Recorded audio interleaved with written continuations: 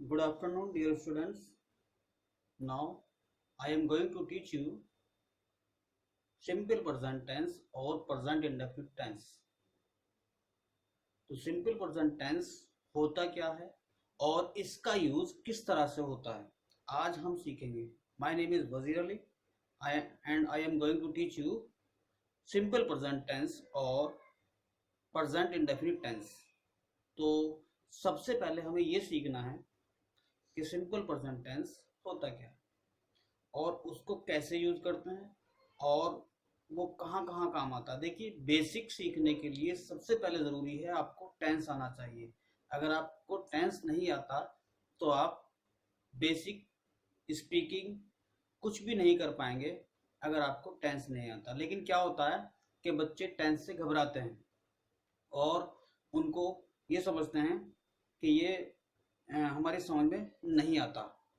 इसलिए आज से हमारा सीरीज शुरू होगा टेंस और उस टेंस में हम सभी तरह के टेंस सीखेंगे. तो टेंस में सबसे बेसिक जो टेंस है वो होता है सिंपल प्रेजेंट टेंस. तो सिंपल प्रेजेंट टेंस कैसे हम उसको पहचानें, कैसे इसको आइडेंटिफाई करें, अब हम सीखते हैं. सबसे पहले चीज, simple present tense is used to describe an action that is regular, true and normal. जो कि रेगुलर होगा, ट्रू होगा और नॉर्मल होगा, उसको ही सिंपल प्रेजेंट टेंस कहते हैं. अभी तक आपने पढ़ा कि सिंपल प्रेजेंट टेंस में वर्ब कैसे लगती है, ऑब्जेक्ट कैसे लगता है, सब्जेक्ट कैसे लगता है, ये सीखा आपने, लेकिन वो क्लियर नहीं हो पाता आपको. आज हम इसको बिल्कुल क्लियर करेंगे और उसको ठीक से डीपली समझेंगे. अगर आप सिंपल प्रेजेंट टेंस को समझ गए तो उसके बाद आने वाले जितने टेंस हैं वो आपको क्लियर हो जाएंगे. तो इसलिए आपको वीडियो को पूरा देखना है और पूरा देखने के बाद उसको आपको क्या करना है, लाइक और सब्सक्राइब करना है. और अगर कोई चीज़, कोई बात समझ में नहीं आती तो उसको आपको कमेंट्स करना है. ओके, चलते हैं वीडियो की तरफ. सबसे पहला है रिपीटेड और रेगुलर एक्शन. रिपीटेड और रेगुलर यानी जो बात रिपीट होगी, बार बार कही जाएगी, उसको हम सिंपल प्रेजेंट में बनाते हैं. देख लें, he goes to office daily at 9 o'clock. तो वह ऑफिस जाता है डेली. डेली यानी रिपीट कर रहा है, आज गया, फिर उसके बाद कल गया, फिर उसके बाद परसों गया. तो इस तरह से ये यहाँ पे वर्क रिपीट हो रहा है, तो इसलिए इसको सिंपल प्रेजेंट में बनाया गया है. दूसरा देखिए, Gopal goes to school in time. तो गोपाल अपने काम को रिपीट कर रहा है, यानी हफ्ते में वो 6 दिन तो कम से कम जाता होगा स्कूल, तो ये उसका काम रिपीट हो रहा है. नेक्स्ट देखिए, I get up at 5 o'clock. मैं 5 बजे उठता हूं. तो यहाँ पे काम को रिपीट किया गया है, इसलिए यहाँ पे ये सिंपल प्रेजेंट टेंस में बनाया गया है. तो पहली चीज रिपीटेड और रेगुलर. यहाँ पे ये काम रेगुलर हो रहे थे. He goes to office daily at 9 o'clock, ये रेगुलर है. Gopal goes to school in time, ये भी रेगुलर है. I get up at 5 o'clock, ये भी रेगुलर है. इसलिए यहाँ पे ये आपका सिंपल प्रेजेंट में बना है. नेक्स्ट चीज है इसमें ट्रू. जो बात ट्रू होगी वो भी सिंपल प्रेजेंट में बनेगी. ट्रू होगी या कोई फैक्ट होगा. अब आइए फैक्ट कौन कौन से देखिए. The earth moves around the sun. Earth, पृथ्वी, भूमि, जमीन सूरज के चारों ओर घूमती है, ये एक फैक्ट है. तो इसलिए इसको भी हमने सिंपल प्रेजेंट में बनाया है. नेक्स्ट देखिए, the stars shine during night. The stars shine during night, ये स्टार रात में चमकते हैं. वैसे साइंटिफिक वे से देखा जाए तो स्टार दिन में भी निकलते हैं, लेकिन वो चमकते रात में ही हैं, क्योंकि सूरज की रोशनी में वो दिखाई नहीं देते. नेक्स्ट देखिए, 2 and 2 make 4. 2 और 2 4 होते हैं, ये भी एक फैक्ट है. तो इसलिए इसको भी हमने सिंपल प्रेजेंट में बनाया है. The sun rises in the east. सूरज पूरब से निकलता है. तो सूरज पूरब से निकलता है यानी सूरज पूरब से निकलता है. तो सूरज का निकलने का काम भी एक फैक्ट है. इस तरह से हम दो चीजें समझ गए, रेगुलर एक्शन, रेगुलर ट्रू और नॉर्मल, यानी रेगुलर होगा, ट्रू होगा और नॉर्मल होगा। अब आया हमारा नेक्स्ट चीज, ये दोनों हमारी समझ में आ गई कि रिपीटेड है या रेगुलर है, और दूसरे नंबर पे है फैक्ट। अब तीसरे नंबर के लिए आप पहले इसको नोट कर लीजिए, तीसरा नंबर बताया जाएगा आपको किस तरह से वो पहचानते हैं। तीसरे नंबर पे आता है हमारा हैबिचुअल एक्शंस। वो एक्शन जो हमारी आदत में शामिल होते हैं उनको हैबिचुअल एक्शन कहते हैं। अब हैबिचुअल एक्शन कैसे हो सकता है, देखिए number first example, the dog bark at night. कुत्ते रात में भौंकते हैं, ये उनकी आदत में शामिल है। The dogs bark at night, कुत्ते रात में भौंकते हैं। Number second example, the birds fly in the sky, पक्षी आकाश में उड़ते हैं, ये भी उनका एक हैबिचुअल एक्शन है। और देखिए, आवर मिल्कमैन ब्रिंग्स मिल्क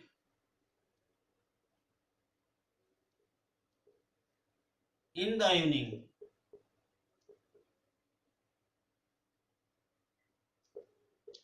हमारा मिल्कमैन, हमारा दूधिया जो है वो शाम को दूध लाता है, ये उसकी आदत है।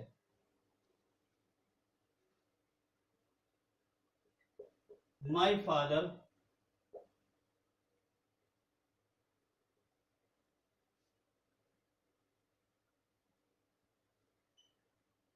goes for a walk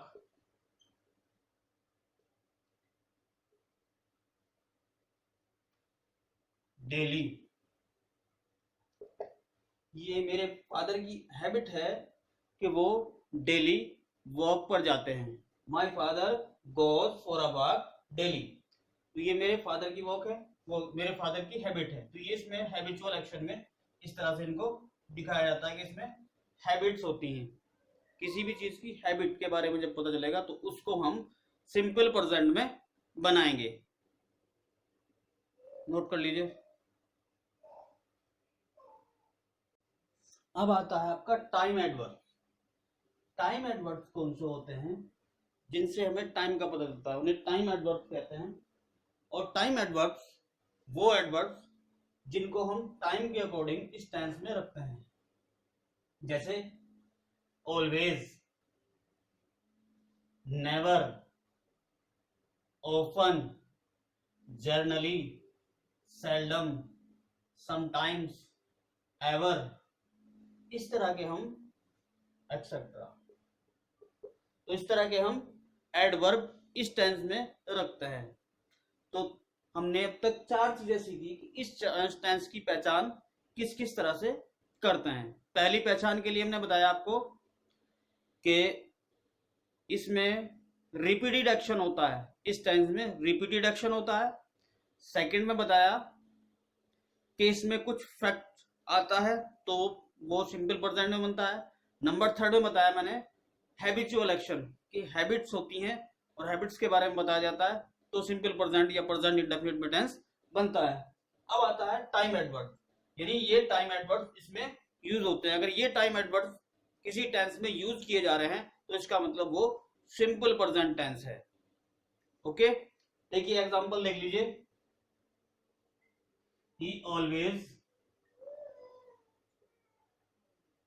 help me, वह हमेशा मेरी मदद करता है, तो ऑलवेज आया है, तो इसलिए यहां पे ये सिंपल प्रेजेंट है। हमें ऑलवेज देखते ही हम इसको पहचान लेंगे कि ये सिंपल प्रेजेंट टेंस है। नंबर सेकंड देखिए एग्जांपल,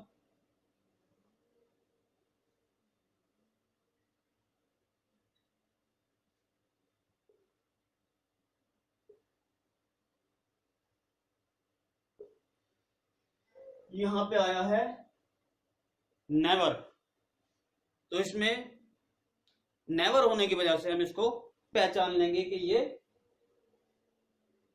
सिंपल प्रेजेंट टेंस है। थर्ड देखिए,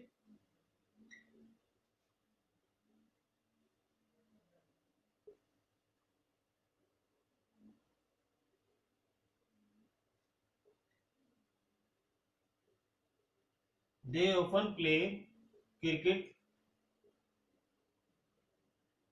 in the evening।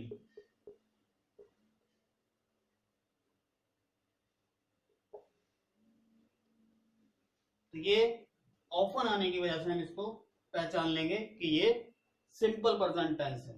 और देखिए number 4, my friend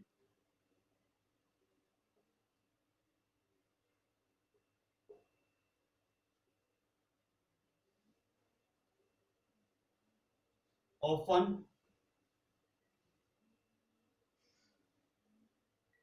gives me his books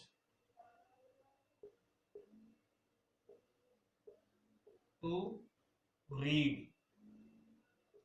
मेरा फ्रेंड जो है वो मुझे क्या देता है, बुक्स देता है अपनी रीड करने के लिए, कि मैं उसको रीड कर लूं, इस वजह से वो मुझे अपनी बुक्स देता है। तो ऑफर आने की वजह से इसमें भी हम इसको पहचान लेंगे कि ये सिंपल प्रेजेंट टेंस है। फिर समझ लीजिए एक बार, रिपीटेड एक्शन होगा या रेगुलर एक्शन होगा तो उसको हम सिंपल प्रेजेंट में बनाएंगे, और कोई फैक्ट होगा तो उसके बारे में भी हम उसको, उस टेंस को भी हम सिंपल प्रेजेंट में बनाएंगे।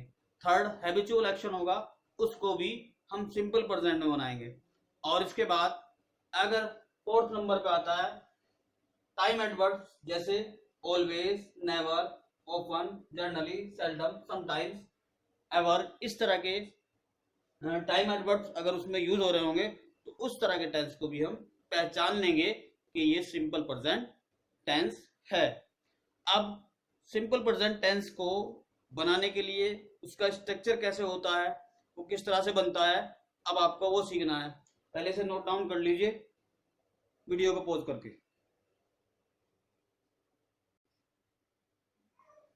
तो इसका स्ट्रक्चर क्या होता है, अब आपको ये समझना कि इसका स्ट्रक्चर किस तरह से होता है, पॉजिटिव या अफर्मेटिव सेंटेंस का स्ट्रक्चर कैसे होता है। तो सबसे पहली चीज आती है इसमें सब्जेक्ट।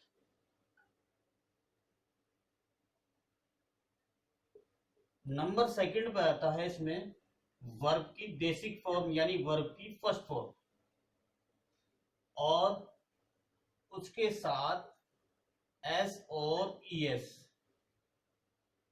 प्लस ऑब्जेक्ट, और नंबर फोर्थ पे आता है आपका अदर वर्ड्स।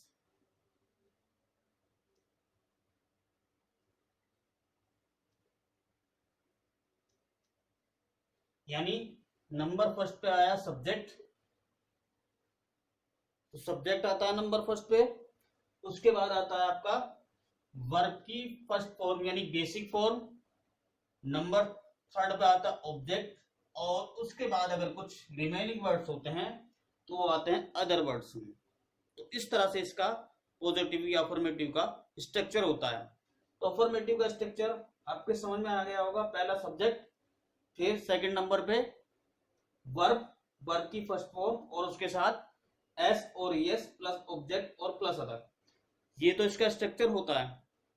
अब सब्जेक्ट किसे कहते हैं वो भी तो आपको पहचानना जरूरी है, सब्जेक्ट होता क्या है, किसे कहते हैं, क्या होता है subject.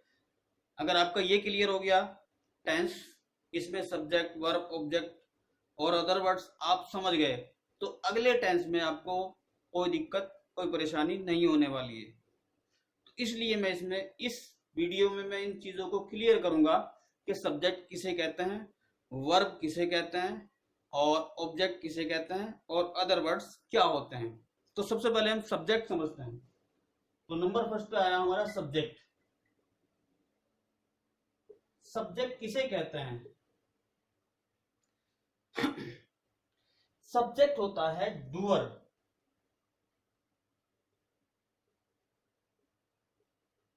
Subject is a doer. अब ये डूअर क्या होता है? डूअर का मतलब होता है काम का करने वाला, यानी कर्ता। किसी काम को करने वाला जो होता है वो सब्जेक्ट होता है। और subject comes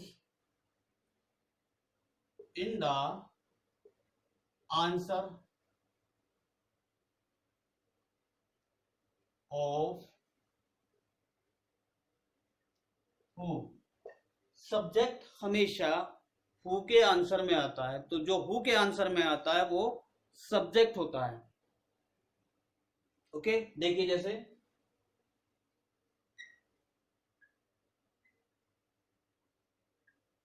she helps her mother in cooking. She helps her mother in cooking, पहला एग्जांपल देखिए। अब अगर हम इसमें हु लगा के क्वेश्चन करेंगे, who helps her mother in cooking, तो आंसर में आएगा शी।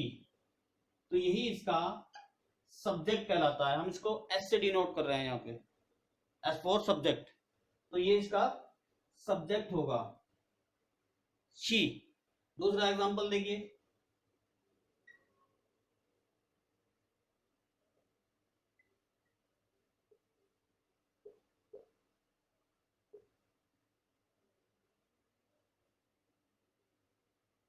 माई फादर्स फ्रेंड को my friend's father teaches us Hindi. My father's friend teaches us Hindi. तो my father's friend, my friend's father teaches us Hindi. अगर हम इसमें क्वेश्चन करें हु टीचेस अस हिंदी, तो आंसर में आएगा माई फ्रेंड्स फादर। माई फ्रेंड्स फादर ये पूरा सब्जेक्ट होगा, ना तो माई सब्जेक्ट है इसमें, ना फ्रेंड्स सब्जेक्ट है, ना फादर सब्जेक्ट है, बल्कि पूरा सब्जेक्ट है। माई फ्रेंड्स फादर इसका सब्जेक्ट होगा, क्योंकि हु के आंसर में आता है। जब हम हु लगा के क्वेश्चन करेंगे हु टीचेस अस हिंदी, तो आंसर में आया माई फ्रेंड्स फादर। तो इस तरह से इसका हम सब्जेक्ट पहचान लेंगे। थर्ड देखिए,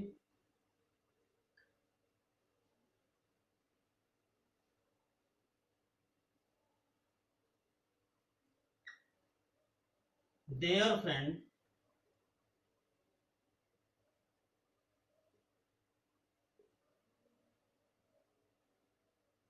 beat Ravi. Their friends beat Ravi, तो देयर फ्रेंड्स इसका सब्जेक्ट होगा। हु लगा के जब हम क्वेश्चन करेंगे हु बीट्स रवि, तो इसमें देयर फ्रेंड्स उनके दोस्तों ने, ये इसका सब्जेक्ट होगा। तो इस तरह से हम इन तीनों एग्जाम्पल में हम सब्जेक्ट को समझ गए कि सब्जेक्ट हु के आंसर में आता है। तो जो हु के आंसर में आता है वही सब्जेक्ट होता है। तो सबसे पहले आपके सब्जेक्ट समझ में आ गया। उसके बाद आता है ये वर्ब। ये आता है वर्ब। अब ये वर्ब किसके साथ वर्ब की फर्स्ट फॉर्म यानी बेसिक फॉर्म आएगी, किसके साथ वर्ब की फर्स्ट फॉर्म में एस या एस जुड़ेगा, वो आप अभी समझेंगे। पहले इसको नोट डाउन करिए, उसके बाद वर्ब समझाया जाएगा। वर्ब होती क्या है और उसको किस तरह से हम फर्स्ट फॉर्म में किस तरह से हम एस या एस जोड़ते हैं, वो समझना है। किसके साथ एस या एस जुड़ता है और किसके साथ बेसिक फॉर्म यानी फर्स्ट फॉर्म रखी जाती है। नोट करिए वीडियो का पॉज करके। अब आता है आपका वर्ब। वर्ब क्या होता है? Verb is an action. Verb is an action, जिसमें भी कोई एक्शन बताया जाएगा यानी कोई भी काम बताया जाएगा, जैसे to study, to call, to fly, to help, इस तरह के जो वर्ब होते हैं उनको वर्ब की कैटेगरी में रखा जाता है। इसमें स्टडी मीन्स पढ़ना,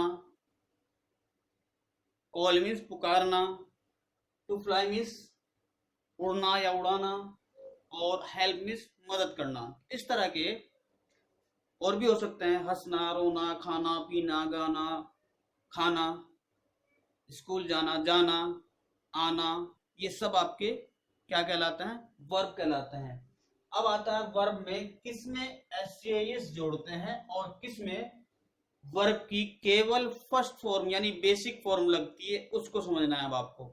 देखिए अगर सब्जेक्ट होगा, देखिए वर्ब की फर्स्ट फॉर्म किसके साथ लगेगी, यानी बेसिक फॉर्म किसके साथ लगेगी, तो वो लगेगी आई, वी, यू, दे, और आई, वी, यू, दे और प्लूरल सब्जेक्ट।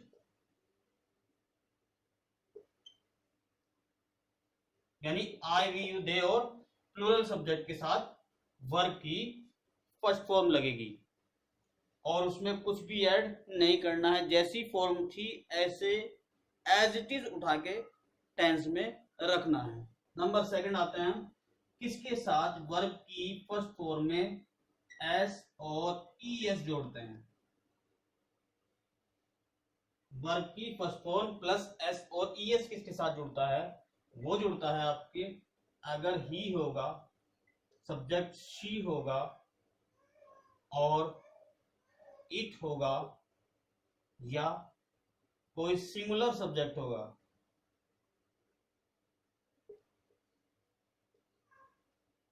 तो उसके साथ वर्ब की फर्स्ट फॉर्म में एस या ईएस जोड़ते हैं। फिर समझ लीजिए, verb is an action. Verb एक एक्शन है, यानी वो जो भी कोई काम किया जा रहा है वो वर्ब के अंतर्गत आता है। जैसे खेलना, कूदना, पढ़ना, लिखना, दौड़ना, ये सब वर्ब कहलाते हैं। रीड, स्टडी, गोज, गो और प्ले, ये सब आपके वर्ब के अंतर्गत आते हैं। तो वर्ब आपने पिछली क्लासेस में पढ़े होंगे, थोड़ा सा इनके बारे में पढ़ा होगा, लेकिन अगली वीडियो में मैं वर्ब क्या होती है वो भी वर्ब का पूरा एक स्ट्रक्चर आपको बना के और फर्स्ट और सेकंड और थर्ड फॉर्म आपको करा दूंगा मैं अगली वीडियो में। नेक्स्ट वीडियो जो होगी वो वर्ब से रिलेटेड होगी और वर्ब में भी एस किसके साथ जोड़ते हैं और ईएस किसके साथ जोड़ते हैं, ये भी आपको नेक्स्ट वीडियो में क्लियर हो जाएगा। यहाँ तो सिर्फ ये देखना है कि वर्ब की फर्स्ट फॉर्म में एस या एस इनके साथ जुड़ता है। अगर सब्जेक्ट ही होगा, शी होगा, इट होगा या कोई सिंगुलर यानी एक वचन होगा तो उसके साथ वर्ब की फर्स्ट फॉर्म में एस या एस जोड़ेंगे।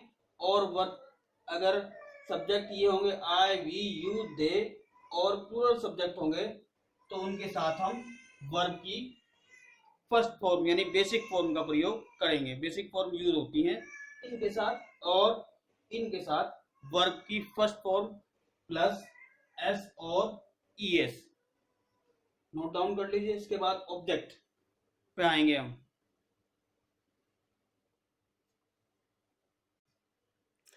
अब देखिए ऑब्जेक्ट, ऑब्जेक्ट क्या होता है? An object comes in the answer of what और टू whom। ऑब्जेक्ट व्हाट और टू whom के आंसर में आता है। तो व्हाट के आंसर में कौन आता है और whom के आंसर में कौन आता है और उसको क्या कहते हैं? देखिए व्हाट के आंसर में आता है डायरेक्ट ऑब्जेक्ट, और डायरेक्ट ऑब्जेक्ट होता है लिविंग, डायरेक्ट ऑब्जेक्ट होता है नॉन लिविंग, डायरेक्ट ऑब्जेक्ट होता है नॉन लिविंग। तो नॉन लिविंग आता है व्हाट के आंसर में, टू whom के आंसर में आता है लिविंग ऑब्जेक्ट। अब देख लीजिए कैसे।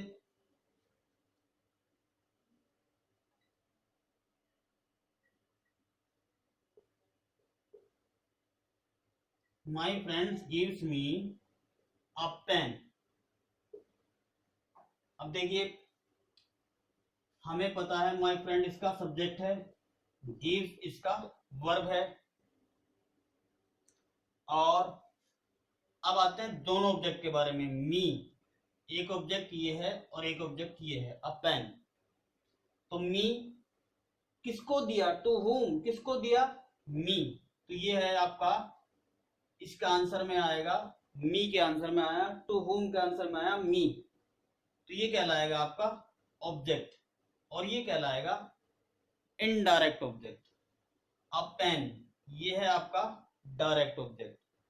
तो इस तरह से हो सकते हैं डायरेक्ट ऑब्जेक्ट और इनडायरेक्ट ऑब्जेक्ट। और देखिए शी हेल्प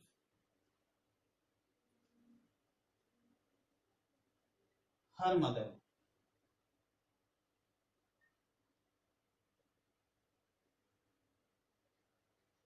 इसमें देखिए हमें पता है इसका कौन मदद करती है, शी, तो ये सब्जेक्ट है। हेल्प इसका वर्ब है। किसकी मदद करती है, हर मदर, अपनी माँ की, ये इसका ऑब्जेक्ट है। टू हुम किसकी मदद करती है, ये इसका ऑब्जेक्ट है। तो इस तरह से इसमें एक ही ऑब्जेक्ट है, सिंगल ऑब्जेक्ट है। और देखिए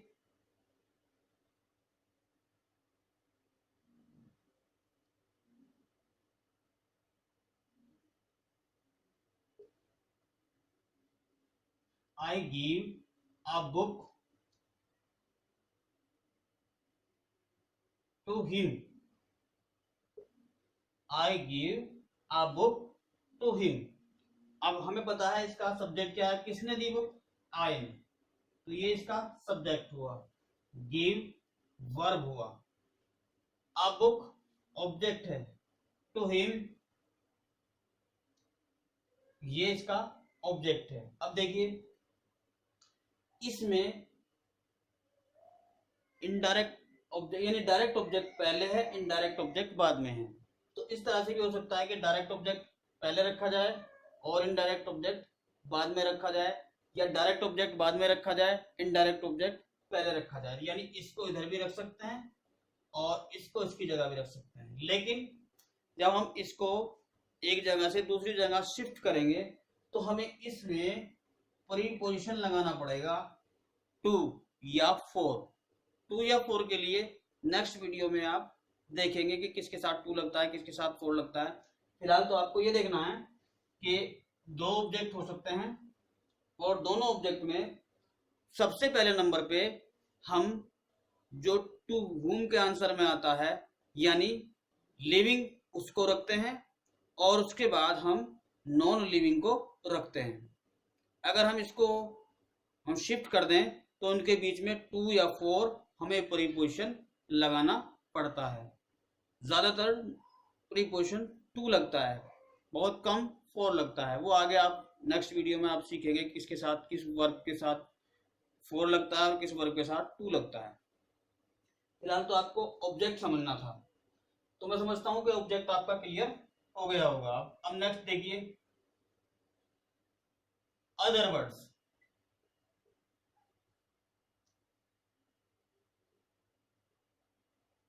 जैसे कि नाम से ही इनको पता चल रहा है कि अदर वर्ड्स हैं, यानी अगर इन तीनों को सर्च करने के बाद किसी टेंस में इन तीनों के बाद अगर कुछ बचता है तो वो ही अदर वर्ड्स में आता है। जैसे हमने सब्जेक्ट को आइडेंटिफाई कर लिया, वर्ब को आइडेंटिफाई कर लिया और ऑब्जेक्ट को आइडेंटिफाई कर लिया। इन तीन को आइडेंटिफाई करने वाली यानी फर्स्ट, सेकंड और थर्ड, इन तीन को आइडेंटिफाई करने के बाद अगर कुछ बचता है तो उसे हम अदर वर्ड्स में रखते हैं। इसे कहते हैं remaining words.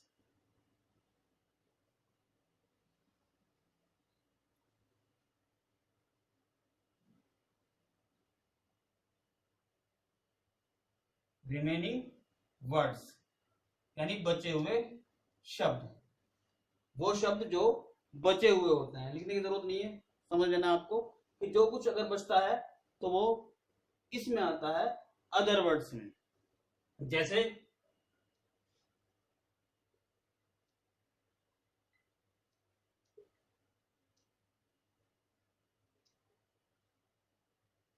she gets up at 7 o'clock, she gets up at 7 o'clock में she हमें पता चला सब्जेक्ट है, गेट्स अप वर्ब है, गेट्स वर्ब है, एट 7 o'clock इसमें क्या है, अदर वर्ड्स है, क्योंकि ना तो ये व्हाट के आंसर में आ रहा है और ना ही ये टू हुम के आंसर में आ रहा है। और देखिए my friend play cricket in the ground, in the field. तो माई फ्रेंड सब्जेक्ट हुआ,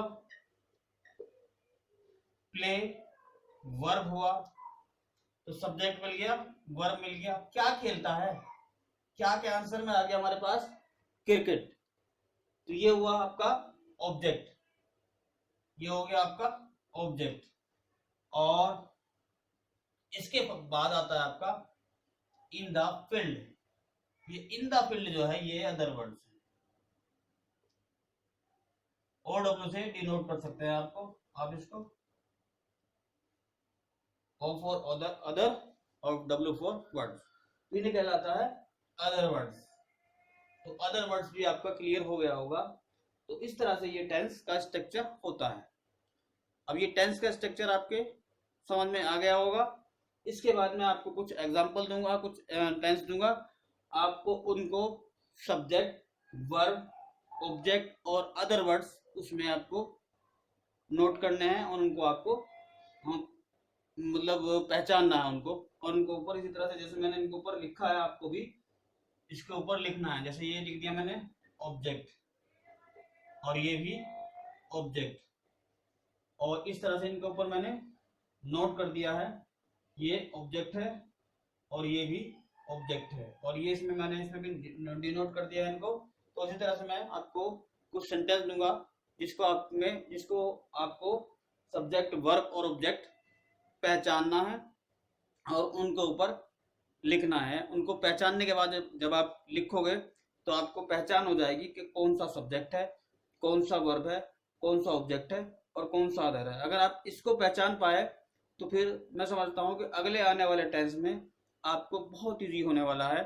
और बस अगले टेंस में सिर्फ वर्ब और हेल्पिंग वर्ब ही बदलती है और कुछ नहीं बदलता। इसलिए आपको इनको अच्छी तरह समझना है और इसमें अच्छी तरह इनको पहचान करके उस पर मार्क करना है कि कौन सा सब्जेक्ट है, कौन सा वर्ब है, कौन सा ऑब्जेक्ट है, कौन सा अदर है। ओके, नोट करिए। चलते हैं, देखिए Ravi helps him in study. इसमें आपको सब्जेक्ट, वर्ब, ऑब्जेक्ट और अदर वर्ड छाटने हैं। They goes to school in time. इसमें भी आपको सब्जेक्ट, वर्ब और ऑब्जेक्ट छाट रहे हैं। इससे अगला सेंटेंस, इससे अगला एग्जांपल, उसमें भी आपको यही करना है। नंबर 4 देखिए,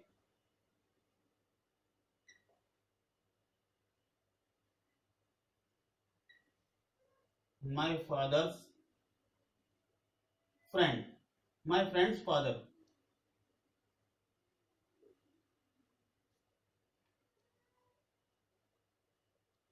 teaches us Hindi. You obey your parents।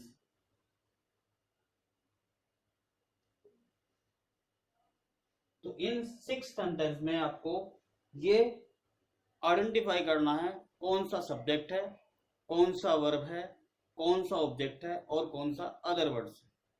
जब आप ये आइडेंटिफाई कर लेंगे तो आपको ये टेंस बहुत क्लियर होने वाला है और आप उसको समझ पाएंगे और आपके कोर्स में एक होता है रीऑर्डरिंग, तो उस रीऑर्डरिंग में भी इस पहचान से, इस आइडेंटिफिकेशन से बहुत मदद मिलने वाली है।